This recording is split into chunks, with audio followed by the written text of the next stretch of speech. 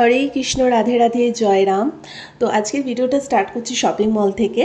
So recently আমাদের একটা জায়গা ঘুরতে যাওয়ার কথা আছে, আমি তোমাদের লাইভেও বলেছি, বাট কোথায় যাবো সেটা এখনও জানাইনি, সেটা তোমরা পরেই জানতে পারবে। তো তার জন্য একটু ছোটোখাটো কেনাকাটা করতে চলে এসেছি। রিমাও এসছে, ওরও একটা জিন্স নেওয়ার ছিল। তো আমাদের স্টার মলে যে বাজার কলকাতা, সেখান থেকে আমরা শপিং করতে চলে এসেছি। আর আমি যখনই শপিং করতে আসি আমার বাচ্চাদের সেকশনটা খুব ভালো লাগে, স্পেশালি বাচ্চা মেয়েদের যে জামা টামাগুলো রাখা থাকে এত মিষ্টি লাগে। আমি তো শপিং মলে গেলে ওদের ওখানেই যেন ঘন্টার পর ঘন্টা কিছুক্ষণ দাঁড়িয়ে থাকি, জামা কাপড়গুলো নিয়ে একটু নাড়াচাড়া করি, কি মিষ্টি মিষ্টি দেখো, দেখতে খুব ভালো লাগে। তোমাদের কার কার শপিং মলে গেলে বাচ্চাদের জায়গাটা বেশি ভালো লাগে অবশ্যই জানিও। তো যাই হোক, আমার যেটা কেনার ছিল আমি সেটা কিনে নিয়েছি। আর রিমারও একটা জিন্স নেওয়ার ছিল, সেটা নিয়ে অনেকক্ষণ আমরা বসে আড্ডা ফাড্ডা মারলাম। আজকের দিনটা এইভাবেই সেলিব্রেট করলাম। এরপরে পরের দিন অর্থাৎ ন্যাড়াপোড়ার দিন আমি ভিডিওটা করছি। বেশ কটা ভিডিও একসাথেই আমি শেয়ার করে দিচ্ছি তোমাদের সাথে, যেহেতু অনেকগুলো ভিডিও পেন্ডিং পড়ে আছে। তো যাই হোক, আজকে ছিল ন্যাড়াপোড়া। তো স্বাভাবিক আজকে খুব সুন্দর দোল পূর্ণিমার আগের দিন, মানে এত সুন্দর যে ন্যাড়াপোড়াটা হয়ে থাকে, এটা আশা করি সব জায়গাতেই হয়, হোলিকা যেটাকে বলে। সো সেটা হলো, আর পরের দিন হচ্ছে দোল পূর্ণিমা। তো সকাল সকাল আমি তো একদম ঠাকুরকে ভালো করে ফল মিষ্টি ফুল দিয়ে আবির টাবির মাখিয়ে পুজো দিয়ে দিয়েছি। তোমাদের এবছরের দোলযাত্রা কেমন গেছে অবশ্যই জানিও। আমার তো এবছরের দোলযাত্রা গেছে অপূর্ব সুন্দর।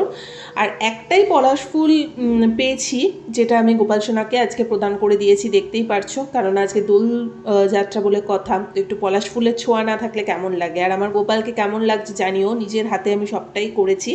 আমি প্রত্যেকবার নিজের হাতেই সব কিছুই করি। তো প্রত্যেকটা অকেশনের জন্য আলাদা আলাদা ড্রেস কিনে রাখি। তো আমার খুব ভালো লাগে, গোপালকে যত সাজাই আমার মনে হয় যেন আমি নিজে ভীষণ শান্তি পাই। তো তোমরা এবছরে কারা কীরকমভাবে এনজয় করেছো অবশ্যই জানিও। প্রত্যেক বছর বন্ধু বান্ধবের সাথে যেরকম আমরা খেলে থাকি, এই বছরটা ছিল আমার কাছে একদম অন্যরকম এক্সপিরিয়েন্স আমার লাইফে হয়েছে। সেটা হচ্ছে এবছরটা কমপ্লিটলি মানে পুরোটাই কৃষ্ণকে সাথে রেখেই আমি দোলযাত্রা সেলিব্রেশন করেছি। প্রত্যেক বছর তো যেরকম থাকে, কিন্তু তারপরেও আমরা যেরকম সবাই মিলে একসাথে রং টং খেলতে যাই, আশা করি আমার ভিডিওগুলো এর আগেও তোমরা দেখেছো, জানো। বাট এই বছরটা পুরোটাই কৃষ্ণময়ই ছিল। তো ফার্স্টে পোস্ত হচ্ছে আমার বাড়ির পুজো আচ্ছা ভালো মতো দিয়ে দিয়েছি। এরপরে আমি নেক্সট যাবে হচ্ছে আমাদের কালীবাড়িতে যে রাধাকৃষ্ণের মন্দির আছে, সেখানে দোল খেলতে। আমি আর রিমা এবছরে সেটাই প্ল্যান করলাম যে এই বছরটা একদম নিজেদের মতো করে থাকবো, ভীষণ সিম্পলভাবে রাধা মাধবের সাথে আমরা এবছরে পুরো দিনটা সেলিব্রেট করব। তোমরা একটু একটু করে দেখতে থাকো। তো আমি অলরেডি মন্দিরে চলে এসেছি, সকালের পুজো আচ্ছা কমপ্লিট করে, দেখতেই পারছো।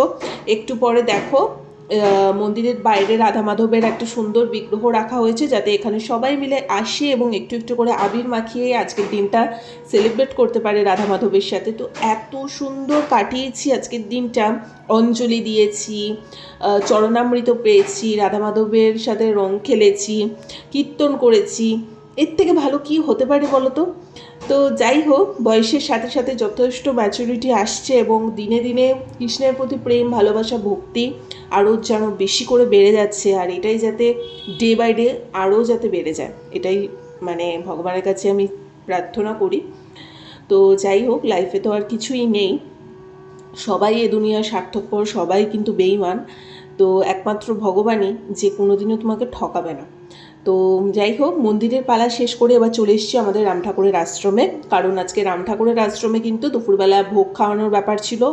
আর রাম ঠাকুরকেও আজকে গিয়ে ভালো করে আবির টাবির মাখিয়ে এসেছি, এবং রিমাকেও আমাদের আশ্রমে আজকে প্রথমবার নিয়ে এসেছি। রিমার তো এসে ভীষণ ভালো লেগেছে। আর ও হয়তো রিসেন্টলি দীক্ষাও নিয়ে নেবে, ও কৃষ্ণ মন্ত্রে দীক্ষা নেবে। যাই হোক, সকলেই একই, যেই কৃষ্ণ সেই রাধা, তো সেই রাম। তো ওকে আমি এই জন্যই বারবার বলছি যে দীক্ষাটা নিয়ে নে, কারণ দীক্ষার কি মহিমা, গুরুদেবের কি মহিমা, সেটা যতদিন না অবধি দীক্ষা না নিবি সেটা কখনোই ফিল করা যায় না।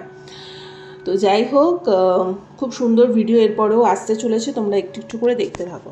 বৈষ্ণব প্রেমানন্দে হরি হরি বলো, হরি বল।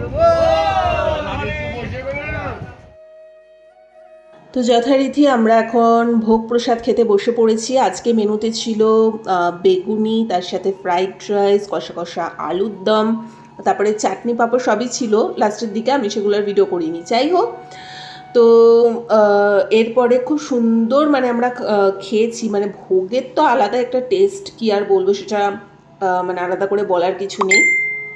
তারপর আমি আর রিবা চলে গেলাম একটু ফাইনালি নিজেদের মতো করে এবার একটু রং টং খেলে নিয়েছি।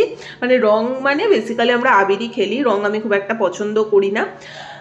তো যাই হোক, ভীষণ এই বছরটা মজা হয়েছে, দুজনে মিলে নিজেদের মতো করে শান্তিভাবে এই বছরটা যেন সেলিব্রেট করতে পেরেছি, যেখানে কোনো তামঝাম নেই, হুড়োহুড়ি নেই, লাফাঙ্গাগিরি নেই, কোনো কিছুই নেই, একদম ভীষণ সিম্পল এবং ভীষণ শান্তিময়। তো আগামী বছরগুলোও যাতে এভাবেই কাটাতে পারি সেটাই ভগবানের কাছে প্রে করি। আর তোমরা কারা কারা কীভাবে সেলিব্রেট করলে সেটাও অবশ্যই জানিও।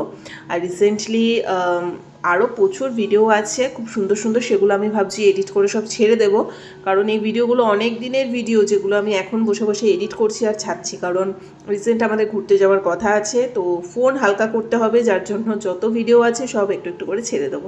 সো আমাদের বাড়ির ছোট্ট কৃষ্ণকেও কিন্তু ভীষণ মিষ্টি লাগে, মানে কি বলবো, আমার গোপাল সোনা, আমার কৃষ্ণ, আমার রাধারানী, মানে আমার জীবনটা এখন এইসবই হয়ে গেছে। আমার গুরুদেব, আমার রাম ঠাকুর, সবসময় এদেরকে নিয়েই থাকতে এখন খুব ভালো লাগে। হরে কৃষ্ণ, জয় রাম।